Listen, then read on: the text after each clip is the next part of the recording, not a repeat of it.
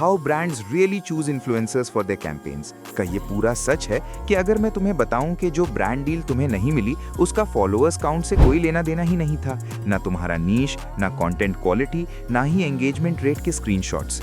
और अगर मैं ये भी बताऊं कि जिस इन्फ्लुएंसर को डील मिल गई, जिसके फॉलोअर्स तुमसे कम थे, वो बिल्कुल भी इत्तेफाकन सिलेक्ट नहीं हुआ था, क्योंकि हर हे वी लव्ड योर प्रोफाइल वाली ब्रांड ईमेल के पीछे एक खामोश सिलेक्शन वॉर चल रही होती है, जो डीएम आने से कई हफ्तों पहले शुरू हो चुकी होती है, जहां spreadsheets, psychology, risk analysis, audience behaviour, brand safety, trust signals और हिडन रेड फ्लैग सब कुछ शामिल होता है।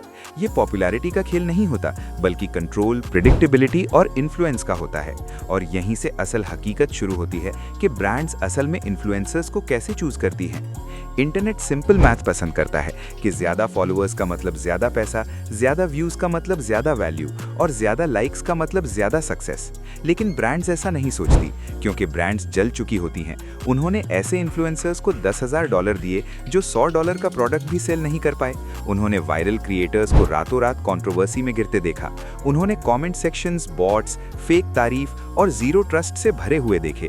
इसीलिए कहीं ना कहीं ब्रांड्स ने नंबर्स के पीछे भागना छोड़ दिया और प्रिडिक्टेबिलिटी के पीछे चलना शुरू कर दिया। अब वो ये नहीं पूछती कि ये इन्फ्लुएंसर कितना मशहूर है, बल्कि ये पूछती हैं कि क्या हम इस शख्स को अपनी ब्रांड रेपुटेशन के साथ ट्रस्ट कर सकते हैं। और यही सवाल सब कुछ बदल देता है। अक्सर क्रिएटर्स को ये बात समझ ही नहीं आती कि उन्हें इंसान के कंटेंट देखने से पहले ही रिजेक्ट कर दिया जाता है, क्योंकि ब्रांड कैंपेन्स ब्रीफ से शुरू होती हैं, ब्रीफ्स फिल्टर्स बनती हैं और फिल्टर्स एलिमिनेशन में बदल जाती हैं। क्रिएटिविटी के कमरे में आने से पहले लॉजिक कंट्रोल संभाल लेता है और ब्रांड्स इन्फ्लुएंसर्स को location relevance, audience country match, language alignment, platform consistency और कंटेंट कैटेगरी स्टेबिलिटी पर फिल्टर करती हैं। अगर तुम फैशन क्रिएटर हो और अचानक क्रिप्टो टिप्स देना शुरू कर दो, तो तुम एल्गोरिथम को भी कंफ्यूज करते हो और ब्रांड को भी। अगर तुम्हारी ऑडियंस ग्लोबल है और कैंपेन लोकल है, तो तुम गेम से बाहर हो। अगर तुम्हारा कंटेंट टोन हर हफ्ते बदलता है, तो तुम अनप्रिडिक्टेबल हो। ब्रांड्स केओस नहीं चाहती, बल्कि रिपीटेबल रिजल्ट्स चाहती हैं। क्रिएटर्स एंगेजमेंट रेट पर ऑब्सेस करते हैं, जबकि ब्रांड्स एंगेजमेंट बिहेवियर देख रही होती हैं। ब्रांड सिर्फ ये नहीं देखती कि कमेंट्स कितने हैं, बल्कि ये देखती हैं कि कमेंट्स मीनिंगफुल हैं या जेनेरिक, लोग सवाल पूछ रहे हैं या नहीं, फॉलोअर्स नेचुरली फ्रेंड्स को टैग कर रहे हैं या नहीं, वहाँ कॉन्वर्सेशन है या सिर्फ शोर। क्योंकि 10 सोच समझकर लिखे गए कमेंट्स 100 इमोजीज से ज्यादा कीमती होते हैं। इमोजीज खरीदारी नहीं करवाते, कॉन्वर्सेशन करवाती है। ब्रांड्स अपलॉज नहीं, बल्कि इन्फ्लुएंस देखना चाहती हैं। यहीं पर ज्यादातर इन्फ्लुएंसर्स बिना जाने डील्स हार देते हैं, क्योंकि ब्रांड्स एक सख्त सवाल पूछती हैं कि क्या ऑडियंस इस क्रिएटर पर ट्रस्ट करती है या सिर्फ देखती है। ट्रस्ट तब नजर आता है जब फॉलोअर्स क्रिएटर का दिफा करते हैं, ऑनेस्ट ओपिनियंस होती हैं, पुराने फॉलोअर्स बार बार वापस आते हैं और प्रमोशंस में ट्रांसपेरेंसी होती है। अगर हर पोस्ट ऐड हो तो ट्रस्ट खत्म हो जाता है, और अगर हर प्रोडक्ट बेस्ट एवर हो तो क्रेडिबिलिटी मर जाती है। ब्रांड्स ऐसे क्रिएटर्स चाहती हैं जो कह सके कि ये हर किसी के लिए नहीं है, क्योंकि ऑनेस्टी हाइप से ज्यादा कन्वर्ट करती है। फिर आती है ब्रांड सेफ्टी, जो सबसे बड़ी इनविजिबल डील ब्रेकर होती है, क्योंकि एक ट्वीट, एक पुरानी रील या एक लापरवाह जोक ही काफी होता है। ब्रांड्स बैकग्राउंड स्कैन्स करती हैं, कभी कभी बहुत गहरी, जहां past controversies, political extremes, offensive humour, aggressive arguments और इनकंसिस्टेंट पब्लिक बिहेवियर चेक की जाती है।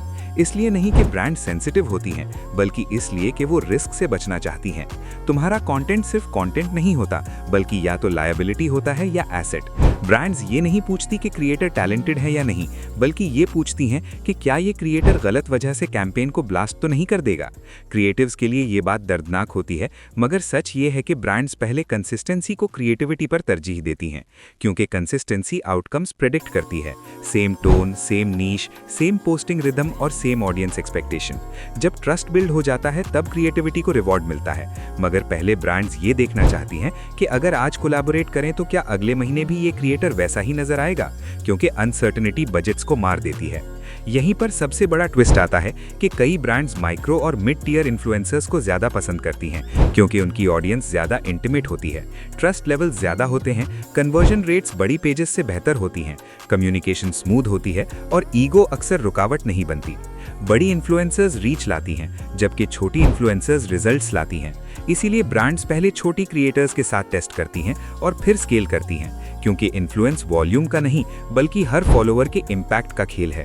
पर्दे के पीछे क्रिएटर्स स्प्रेडशीट्स में साइड बाय साइड बैठे होते हैं, जहां content alignment, audience demographics, past brand performance, posting discipline, response time, professionalism और स्टोरी टेलिंग एबिलिटी कंपेयर होती है। तुम इंटरनेट से मुकाबला नहीं कर रहे होते, बल्कि सिर्फ 5 शॉर्ट लिस्टेड क्रिएटर्स से। और जीत वो नहीं जाता जो सबसे ज्यादा शोर मचाता है, बल्कि वो जो सबसे ज्यादा रिलायबल होता है। इसीलिए कुछ इन्फ्लुएंसर्स को बार बार डील्स मिलती रहती हैं, क्योंकि जब एक दफा ब्रांड तुम पर ट्रस्ट कर ले तो तुम लो रिस्क इन्वेंट्री बन जाते हो। ब्रांड्स उन क्रिएटर्स को दोबारा यूज करती हैं जो टाइम पर डिलीवर करते हैं, ब्रीफ्स फॉलो करते हैं, क्लियर कम्युनिकेशन रखते हैं, ड्रामा क्रिएट नहीं करते और कॉन्ट्रैक्ट्स का एहतराम करते हैं। टैलेंट दरवाजा खोलता है, मगर प्रोफेशनलिज्म उसे खुला रखता है। कई agencies internal scoring system use करती हैं जो तुम कभी नहीं देखते, मगर वो होता जरूर है, जहां reliability, brand fit, audience trust, risk level और आरओआई पोटेंशियल स्कोर होता है। और यही स्कोर डिसाइड करता है कि कौन कॉल बैक लेता है, कौन घोस्ट होता है और कौन कभी जवाब ही नहीं पाता। इन्फ्लुएंसर मार्केटिंग रैंडम नहीं होती, बल्कि डेटा ड्रिवन स्टोरी टेलिंग होती है। और सबसे बड़ी गलती जो क्रिएटर्स करते हैं वो ये है कि ब्रांड्स के पीछे भागते हैं जबकि इन्फ्लुएंस बिल्ड नहीं करते। क्रिएटर्स ब्रांड्स को डीएम करते हैं, जबकि ब्रांड्स खामोशी से क्रिएटर्स को ऑब्जर्व करती हैं। जैसे ही क्रिएटर डेस्परेट, अनक्लियर या इनकंसिस्टेंट लगता है, ट्रस्ट गिर जाता है, क्योंकि ब्रांड्स पार्टनर्स चाहती हैं, भिखारी नहीं, बिलबोर्ड्स नहीं और हाइप मशीन्स नहीं, बल्कि ऐसी आवाज जो रियल लगे। और अगर सब कुछ एक जुमले में कहा जाए तो ब्रांड्स ऐसे इन्फ्लुएंसर्स चाहती हैं जो लोगों को जबरदस्ती के बगैर मूव कर सकें।